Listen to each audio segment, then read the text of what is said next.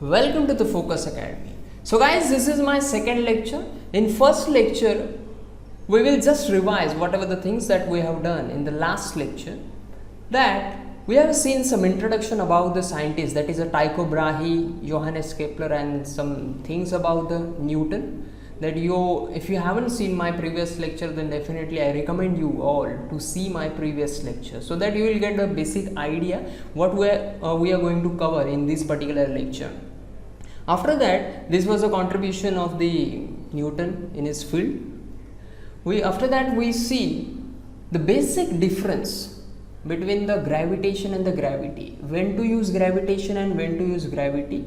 When the gravitation term comes, then we have to think about the two bodies in the universe, that is a force in between the two bodies in the universe. Okay, and when the gravity terms comes, then we think about the difference between, that is a force between earth and the other bodies in the universe, or the any body near to the earth. Okay, this we have seen in the last lecture. Then this phenomenon was found by the Isaac Newton.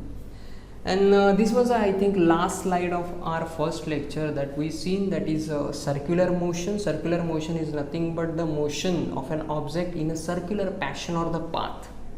Then we see centripetal force. Centripetal force means the force which is towards the center. Okay, apart from that I have told you centrifugal force. Centrifugal force means the force which is away from the center. Now we are going to start a very important and the interesting topic, that is Kepler's law. But before moving to the Kepler's law, I would like to tell you the shapes of the cone. So you all can see in this particular slide that this is the geometry of the cone, but you can see the inclination of the planes.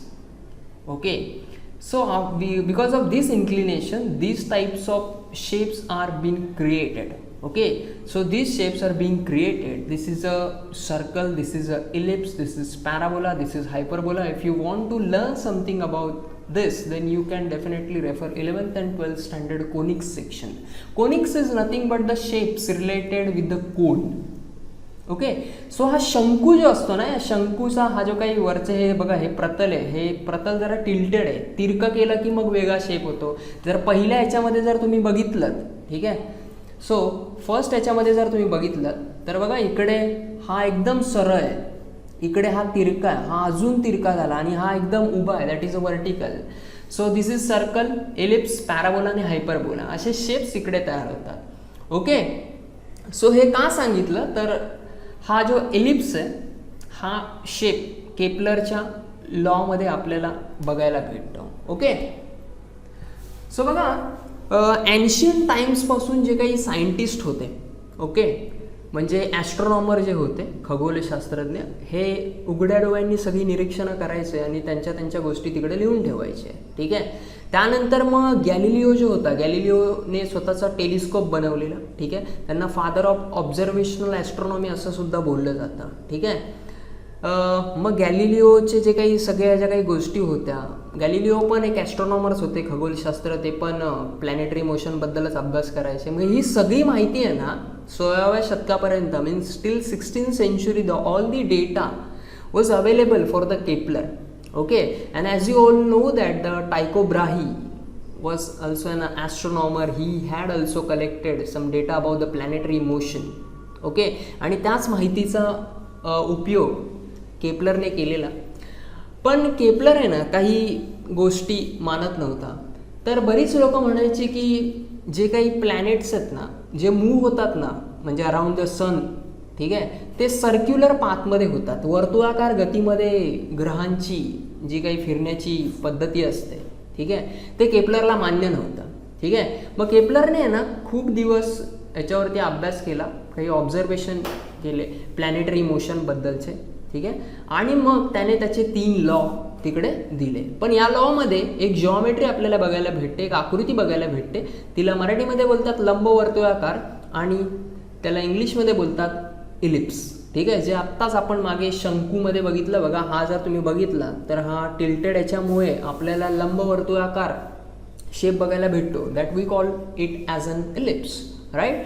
So याच्यामध्ये खासियत अशी असते बघा, ह्या जो लंबवर्तुळाकार असतो ना याच्यामध्ये 2 फोकस असतात बघा. मिररमध्ये पण आपण बघितले, ठीक आहे. लेन्समध्ये पण फोकस 2 असतात. एक असेल तर त्याला फोकस बोलतो आणि अनेक जर असेल तर त्याला आपण फोकाय बोलतो. सो AF1 प्लस AF2, इकडे बघा AF1 आणि AF2 यांची जर बेरीज केली, if we add this distances that is AF1 and AF2, similarly BF1 plus BF2 आणि CF1 प्लस CF2 जर बघितलं तर या तिघांची जी काही ॲडिशन जी येईल ती सेम असेल. ओके. सो आता आहे ना हे F1 आणि F2 हे नथिंग बट काय आहेत, फोकस आहेत. ओके. सो या फोकसवरती किंवा या फोकसवरती सन असणार. सन म्हणजे सूर्य. ओके. सो आता आपण केपलरचे लॉ बघूया. We will see the Kepler's law, म्हणजे केपलरला म्हणायचं काय होतं नक्की. ठीक आहे. केपलरचा पहिला नियम बोलतो की ग्रहाची कक्षा ही लंबवर्तुळाकार असून सूर्य त्या कक्षेच्या एका नाभीवरती असतो. म्हणजे काय, आता बघा जर ही डायग्राम आपण रेफर केली तर इकडे एक फोकस असतो आणि इकडे एक फोकस असतो, राईट. सो सूर्य हा एका फोकसवरती आपण ठेवला आहे. ओके. आणि हा जो हा ए काय आहे तर प्लॅनेट आहे. Sorry, A is a point that is a position of planet. So imagine करा हे एस पासून ए पर्यंतचं डिस्टन्स जर असं स्वीप झालं इथपर्यंत, ठीक आहे. सो तुमचा जो प्लॅनेट आहे तो ए पासून कुठपर्यंत जाणार, बी पर्यंत. ओके, हरकत नाही. आता समजा तो प्लॅनेट सी पर्यंत आला आणि सी पासून त्याने डी पर्यंत डिस्टन्स कव्हर केलं इथून इथपर्यंतचा, ठीक आहे. आणि नंतर काही टायमानंतर तो ई पासून एफ पर्यंत आला, म्हणजे एवढं डिस्टन्स त्याने कव्हर केलं. This means that this particular planet has covered this much of area from A to B, from C to D this planet has covered this much of area, right, and from E to F this planet has covered this much of area, right. So Kepler म्हणत होता की planet जे move होतात ना ते circular पॅशनमध्ये ना move होत, ते होतात इलिप्स शेपमध्ये, म्हणजे लंब वर्तुळाकार पॅशनमध्ये, म्हणजे पाथमध्ये ते लोक म्हणजे प्लॅनेट्स काय होत असतात, मूव्ह होत असतात. ठीक आहे. त्यानंतर हे जे मूव्ह होत असताना त्याच्या लंबवर्तुळाच्या एका फोकसवरती सन ठेवलेला असतो. सन दॅट इज अ सूर्य आपण ज्याला बोलतो. आणि ही कक्षा आहे, ही गोल आहे ना, ही पूर्ण ही कक्षा आहे आणि या कक्षेमध्ये कोण फिरत असतात तर प्लॅनेट फिरत असतात, असं म्हणायचं होतं फर्स्ट लॉमध्ये कोणाला, केपलरला. Now we will see second. Okay. Second लॉमध्ये केपलर बोलतो की ग्रहाला सूर्याशी जोडणारी सरळ रेषा ही समान कालावधीत समान क्षेत्रफळ व्यापन करते. ठीक आहे. म्हणजे एस पासून ए पर्यंत, एस कोण आहे, सूर्य. ए पोझिशनला कोण आहे, ग्रह. म्हणजेच या ताऱ्यापासून या ग्रहापर्यंत जोडणारी ही सरळ रेषा ज्यावेळी पुढच्या मार्गाने जाते त्यावेळी ती काही ना काहीतरी एरिया व्यापते. ओके. So the line joining the planet, this is the planet and the sun sweeps म्हणजे व्यापतं, sweeps equal areas in equal interval of time. म्हणजे हा जो एरिया आहे आणि हा जो एरिया आहे आणि हा जो एरिया इकडचा, हे तीनही एरिया समान असणार, सेम असणार, पण त्यांचा टाईम सेम पाहिजे. म्हणजेच काय, समजा 10 सेकंडमध्ये आहेत ना, याने जर एरिया कव्हर केला समजा 50 किलोमीटर पर स्क्वेअर, तर हा पण एरिया 10 सेकंडमध्ये 50 किलोमीटर पर स्क्वेअर असेल. ठीक आहे. आणि हा पण एरिया 10 सेकंडमध्ये किती असेल, 50 किलोमीटर पर स्क्वेअर असेल. म्हणजेच प्रत्येक प्लॅनेट आहे ना समान कालावधीमध्ये समान एरिया व्यापतो, इन सेम टाइम और in same interval of time और equal interval of time it sweeps equal amount of area. This is the Kepler's second law. I hope you are getting what I am telling you. Okay. Now we will move to the third law. Kepler's third law says that the square of the period of revolution. Period of revolution म्हणजे काय, ए पासून हा पूर्ण एक असं orbit complete करणार, ज्याला आपण काय बोलणार आहे, T. Okay. So this T square is directly proportional to काय आर क्यूब. हे R is nothing but the mean distance from this particular point to this, that from S to A, that is R, right. So Kepler काय बोलत होता, हे T square upon R cube यांचा जर तुम्ही ratio काढला तर तो नेहमी आणि नेहमी काय येणार, कॉन्स्टंट येणार, स्थिर एक अशी किंमत आहे. आता हा तर पहिला ऑर्बिट आहे, असे बरेच ऑर्बिट असणार. सो इकडे दुसरा ऑर्बिट असणार, या दुसऱ्या ऑर्बिटमध्ये दुसरा एक प्लॅनेट असणार, त्याचा टाइम पिरियड ऑफ रिव्हॉल्युशन असणार. समजा हा फर्स्ट वाल्याचा T1 आहे आणि याचा मीन डिस्टन्स आहे R1 आहे, म्हणजे सरासरी अंतर काय R1. सो T1 म्हणजे काय, पूर्ण कंप्लीट हे एक रिव्हॉल्युशन, ठीक आहे, त्यासाठी लागणारा टाइम. सो दुसरा समजा असेल ऑर्बिट, सो T2 अपॉन इथे काय येणार R2, त्याचा काय क्यूब, हे पण कसं येणार, कॉन्स्टंट येणार, ठीक आहे. सो हा त्यांनी फर्स्ट याच्यामध्ये सांगितलेलं. सो तुम्हाला लक्षात काय ठेवायचं, this R is a average distance of a planet from the sun and T is its time period of revolution. This T is from this A to again A, म्हणजे complete काय करायचं तुम्हाला, revolution करायचं, आणि तो time period आपल्याला घ्यायचा आहे काय टी, त्याचा square is directly proportional to काय आर क्यूब. आता बघा हे डायरेक्टली प्रपोर्शनल टूचं सिम्बॉल काढून टाकतात, ठीक आहे. ते काढल्यानंतर आपण कसं लिहू शकतो, म्हणजे T square is equal to, मग आता ज्यावेळी हे सिम्बॉल आपण काढून टाकलं इथून, त्यावेळी इथे एक व्हॅल्यू द्यावी लागते, that is constant K, okay. And into काय येणार इकडे आर क्यूब, म्हणजेच काय T square upon R cube is equal to what K, and it will always remain constant. असं कोण बोलत होता, केपलर. केपलरला थर्ड लॉ मध्ये हेच बोलायचं असतं की जर तुम्ही टाइम पिरियडचा स्क्वेअर केला आणि त्याचं जे काही मीन डिस्टन्स आहे त्याचा क्यूब केला आणि त्यांचा जर रेशिओ काढला तर तो नेहमी कसा असतो, कॉन्स्टंट असतो, ठीक आहे.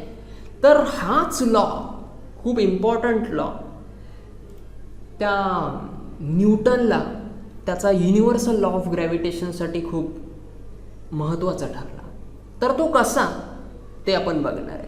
खूप इंटरेस्टिंग आहे, नीट बघा, हे नीट लक्षात ठेवा. T square is directly proportional to R cube, that is K is equal to T square upon R cube. Okay, I hope this is clear to you. This is the third law of Kepler. Now we are going to move in the book section. Okay, so this is the same thing that we have covered. So you all have to by heart this law, that is the orbit of the planet is an ellipse with the sun at one foci. Okay, second law says that the line joining the planet and the sun sweeps equal areas in equal interval of time. This law also you all have to by heart. And the third law is the square of the period of revolution, that is t square is directly proportional to, this is by mistakenly they have printed this symbol is directly proportional to, ज्याला मराठीमध्ये आपण बोलतो समानुपाती. Okay, हे समानुपाती कशाशी असतं तर घनाशी, कशाच्या, सरासरी अंतराच्या घनाशी. Okay, so this is your third law. आता हा लॉ आहे ना, थर्ड लॉ न्यूटनला खूप उपयोगाला पडला. ओके, तर कसा ते आपण बघणार आहे. ओके, सो केपलरने ह्या सगळ्या गोष्टी मांडलेल्याच होत्या. आता चालू झाला काळ कोणाचा तर न्यूटनचा. न्यूटन म्हणत होता की जर हे सगळं केपलर म्हणतोय की एका इलिप्टिकल मॅनरमध्ये हे सगळे मूव्ह होतात, याचा अर्थ असा आहे की सन आणि प्लॅनेट ज्या कक्षेमध्ये फिरतात ना, ते तो प्लॅनेट आणि सन एकमेकांना आहेत ना काहीतरी फोर्सने आहेत ना धरून ठेवत असतील, म्हणूनच तर हे असं फिरतंय. जर हा फोर्स नसता ना दोघांमध्ये तर कुठलाही प्लॅनेट कुठेही फिरला असता, अशा पॅटर्नमध्ये फिरलाच नसता तो इलिप्समध्ये. कळलं का? मग त्याने या केपलरच्या थर्ड लॉची मदत घेतली आणि प्रिन्सिपिया नावाच्या त्याच्या पुस्तकामध्ये आहे ना त्याने त्याचे लॉज मांडले, मोशनचे लॉ मांडले. ठीक आहे, म्हणजे ते आपण 3 लॉ म्हणजे मागच्या लेक्चरमध्ये मी तुम्हाला सांगितले. त्याच्यानंतर त्याने मोशनचे इक्वेशन पण मांडले. कुठले तर v is equal to U plus AT, v² is equal to U square plus 2as आणि s is equal to ut plus half AT square. That we have solved even a questions about that in the last standard, right. महत्त्वाचा concept त्याने जो मांडला तो होता universal law of gravitation. तर काय होता तो आपण बघूया.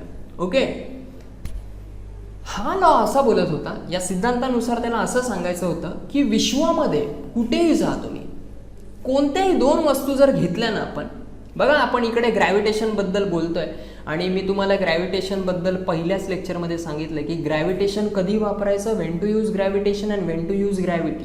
Okay, gravity is related with the earth and object near the earth and the gravitation is nothing but the any two objects or body in the universe.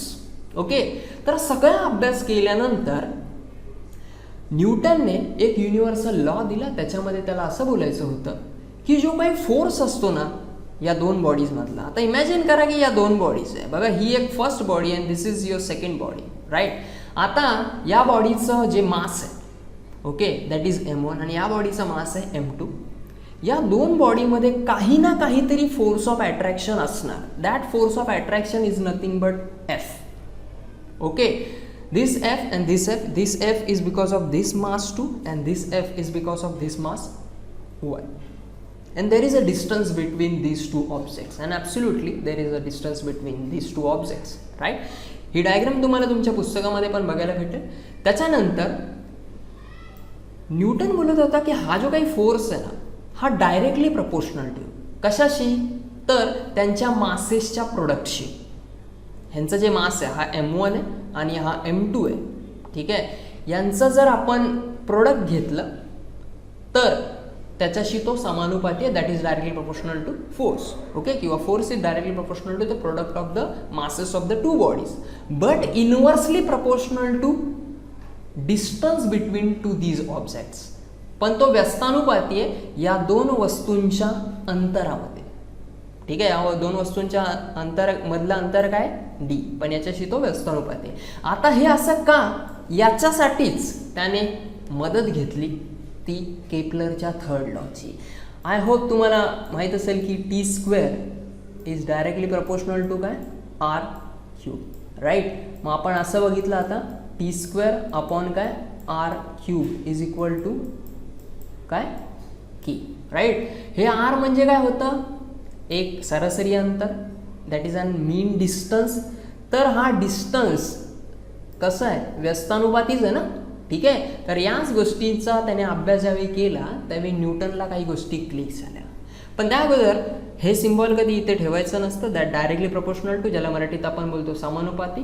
पण हे ज्यावेळी आपण काढतो त्यावेळी एक कॉन्स्टंट व्हॅल्यू आपल्याला द्यावी लागते, that value is nothing but the g. आणि या g हे कॉन्स्टंट व्हॅल्यू, त्याला युनिव्हर्सल कॉन्स्टंट ऑफ ग्रॅव्हिटेशन आपण असं बोलतो, ठीक आहे. That is a constant, that is universal gravitation constant. Okay, हा जगामध्ये सगळीकडे सेम बघायला भेटतो. विश्वामध्ये त्याला आपण दर्शवतो कोणत्या लेटरने, कॅपिटल G. स्मॉल g वेगळा असतो, त्याच्यावरती आपण चर्चा करणार आहे की what is the difference between small g and capital G.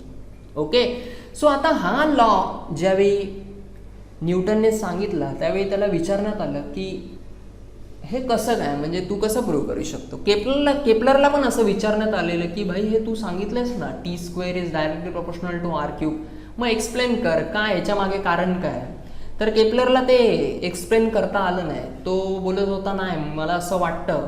मग कोणाच्या वाटण्यावरून आपण थोडी ना काही गोष्टी मानू शकतो, ठीक आहे. की आपण कधी बोललो समजा शास्त्रीनगरला एक भूताची विहीर आहे आणि मग तिथे रात्री 12 वाजता भूत दिसतं, पण कोण विश्वास ठेवणार आहे का, नाही, बिलकुल नाही ठेवणार.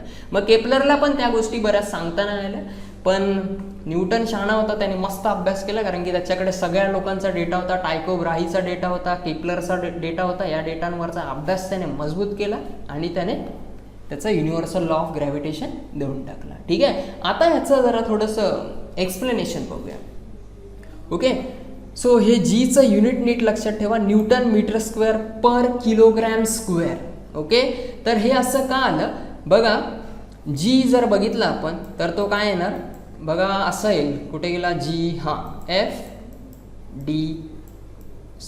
त्याच्यानंतर खाली काय येणार m1 m2. राईट. आता एफ म्हणजे काय, फोर्स. फोर्स कशात मोजतो आपण, न्यूटनमध्ये, बरोबर. त्याच्यानंतर डिस्टन्स मीटरमध्ये, पण मीटरचा स्क्वेअर आहे कारण की डिस्टन्सचा स्क्वेअर, मग न्यूटन मीटर स्क्वेअर झालं. त्याच्यानंतर मास कशात मोजतो आपण, किलोग्रॅम, हे पण किलोग्रॅम, मग किलोग्रॅमचा काय झाला, स्क्वेअर. ओके. आणि या सगळ्या गोष्टींचा अभ्यास केल्यानंतर त्याला एक जीची व्हॅल्यू भेटली आणि ती व्हॅल्यू ही आहे जी परीक्षांमध्ये बऱ्याच वेळा रिकाम्या जागांमध्ये in the fill in the blanks they definitely ask. So हे जे काही युनिट आहे हे SI सिस्टम इंटरनॅशनल आहे. म्हणजे तुम्हाला माहीत असेल SI CGS unit, MKS unit. CGS मध्ये बघितलं तर हे डाईन सेंटीमीटर स्क्वेअर आणि हे ग्रॅम स्क्वेअर होतं. कळलं ना मी काय बोलतोय. ओके. सो ही व्हॅल्यू विसरू नका, 6.673 इंटू 10⁻⁻11 न्यूटन मीटर स्क्वेअर पर किलोग्रॅम स्क्वेअर. हे कसं आलं आत्ताच एक्सप्लेन केलं. सो हे विसरू नका. ओके. नेक्स्ट, आता बघा युनिफॉर्म सर्क्युलर मोशनचा कॉन्सेप्ट इथे सांगण्यामागचं कारण हे आहे की न्यूटन बोलत होता की सन आहे ना, सन इज ॲट द सेंटर आणि त्याच्या सर्क्युलर पाथमध्ये, त्याच्या भोवती, सर्क्युलर म्हणजे एका वर्तुळाकार पाथमध्ये जर बघितलं आपण तर प्लॅनेट फिरत असतात असं म्हणणं होतं न्यूटनचं. पण केपलरला म्हणायचं होतं की नाही नाही हे लंबवर्तुळाकार आहे. ठीक आहे. पण केपलर काय एक्सप्लेन करू शकलं नाही, पण न्यूटनने एक्सप्लेन केलं. कसं, तर ते असं. ओके. युनिफॉर्म सर्क्युलर मोशन बघा, युनिफॉर्म सर्क्युलर युनिफॉर्म म्हणजे सगळीकडे एक समान असतं. सर्क्युलर म्हणजे एका वर्तुळाकार याच्यामध्ये आणि मोशन म्हणजे गती, आपण जे बघितलं. ओके. याचं जर एक्झाम्पल घ्यायचं म्हटलं तर आपण सनचं एक्झाम्पल घेऊ शकतो, सूर्याचं. सूर्य बघा सकाळी बरोबर हे, किंवा सूर्याभोवती फिरणारे आपली पृथ्वी घ्या. ठीक आहे. पृथ्वी बघा सकाळी बरोबर आपल्याला 6 वाजता सकाळी उजाडतं, त्यामुळे सगळ्या गोष्टी टाईम टू टाईम होतात. याचा अर्थ ती समान कालावधीमध्ये समान अंतर कापते. It sweeps equal amount of area और equal amount of distance in equal interval of time. Okay. So हे एक्सप्लेन करण्यासाठी न्यूटनने ना UCM ज्याला म्हणतात 12वीमध्ये त्याचा एक हे घेतला. तर बघा UCM म्हणजे काय, वेगळी अशी गोष्ट नाही. बघा हा सर्क्युलर पाथ आहे. आता इथून सुरुवात केली समजा, इथून आहे ना हा पाथ असा कव्हर केला, याच्यासाठी लागले समजा 10 सेकंड. किती, 10 सेकंड. परत इकडून जर या साईडने असं आलं आणि इकडून इथपर्यंत आलं, याला पण लागले किती, 10 सेकंड्स. राईट. सो समान कालावधीमध्ये जर समान अंतर कापत असेल तर त्याला आपण एक समान गती बोलतो. ठीक आहे. आता वर्तुळाकार आहे म्हणून एक समान वर्तुळाकार गती बोलतो आपण त्याला. ठीक आहे. सो हा होता बेसिक कॉन्सेप्ट UCMचा. आपण घड्याळाचं पण एक्झाम्पल घेऊ शकतो. 1 तास बरोबर, दुसरा पण 1 तास त्याच म्हणजे टाईम इंटरवलने होणार, तिसरा पण 1 तास त्याच टाईम इंटरवलने होणार, बरोबर का. ठीक आहे. सो हा बेसिक फॉर्म्युला तर आपल्याला माहिती आहे. Speed is equal to what, distance upon time, ज्याला मराठीमध्ये आपण चाल बोलतो. चाल म्हणजे कापलेले अंतर, त्यासाठी लागलेला काल. इमॅजिन करा कोणीतरी इथून पळायला सुरुवात केली. ठीक आहे. त्याचा स्पीड आणि तो इथे पोहोचला, इथून इथपर्यंत त्याने काय कापलं, डिस्टन्स. ठीक आहे. पण इथून इथपर्यंत जात असताना त्याला काय लागला, टाईम. ओके. सो हे डिस्टन्स अपॉन टाईम म्हणजेच काय झालं, वेलोसिटी. हेच स्पीड बोला किंवा velocity. Speed is a scalar quantity and the velocity is a vector quantity that we will see in the upcoming lectures. What is the difference between that? Okay, when we will see the what is the difference between the mass and weight. Okay, so एक force असतो ज्याला आपण बोलतो centripetal force, ज्याला आपण बोलतो अपकेंद्री बल. बघितलं ना आपण. बघा जर इकडे तुम्ही बघितलं, सो हा समजा सर्कल आहे आणि हाचा सेंटर आहे, राईट. आणि इकडून इथपर्यंत तो येतानाचा हा जो काही फोर्स आहे, ठीक आहे. सो हा फोर्स आहे ना, याला बोलतात सेंट्रिपिटल फोर्स. जर असा असेल या पॅशनमध्ये, इकडून इकडे जात असेल तर त्याला काय बोलतो आपण, सेंट्रीफ्युगल फोर्स, ज्याला मराठीमध्ये आपण बोलतो अपकेंद्री बल. ओके. सो आता ह्या एफची व्हॅल्यू आहे ना, फॉर्म्युल्याने डिराईव्ह करतात. डेरिवेशन जे 11वी-12वीचं डेरिव्हेटिव्ज असतं त्याच्यानुसार हे डिराईव्ह वगैरे केलं जातं. तर याचा फॉर्म्युला असतो mv² अपॉन आर. काय असतो, mv² अपॉन आर. हे कसं आहे, जर तुम्हाला इंटरेस्ट असेल तर मला कॉमेंट सेक्शनमध्ये सांगा, मी हे तुम्हाला एक्सप्लेन करेल की हे कसं आलं आहे. ओके. सो बघा हे आय होप तुम्हाला समजलं असेल. हा फॉर्म्युला असतो दॅट इज mv²/r. हा कशाचा आहे तर सेंट्रीपिटल फोर्सचा म्हणजेच अपकेंद्री बल ह्याचं हे सूत्र आहे. ओके, आता याच्यामधल्या टर्म्स बघूया की हे m जे असतं ना हे म्हणजे मास म्हणजे वजन, वस्तुमान किंवा वजन. ओके, त्याच्यानंतर v म्हणजे स्पीड. ओके, आणि r म्हणजे त्या ग्रहाची वर्तुळाकार कक्षेमध्ये असलेली त्रिज्या. म्हणजे असं असेल समजा हे. ओके, हे बघा हे असं समजा हे वर्तुळ आहे आणि हे ओके, आणि इकडे असेल तो m. ठीक आहे, इथून हा अशा वेलोसिटीने जाणार म्हणजे हे v. त्याच्यानंतर हे जे डिस्टन्स आहे म्हणजे आपण ज्याला रेडियस बोलतो आणि या तिघांचाच त्यांनी mv²/r ज्याला आपण f बोलतो. Okay, centripetal force. सो आता बघा v म्हणजे काय स्पीड. स्पीड म्हणजे काय डिस्टन्स अपॉन टाईम. आता मला सांगा हे 2πr जर आपण ऐकलं असेल तर याला आपण वर्तुळाचा परिघ बोलतो which we call it as काय बोलतात त्याला circumference of a circle. Okay, म्हणजे जर असा पाथ असेल तर हा पूर्ण जर पाथ बघितला that is circumference of circle and that is nothing but 2πr. हे झालं डिस्टन्स अपॉन काय टाईम.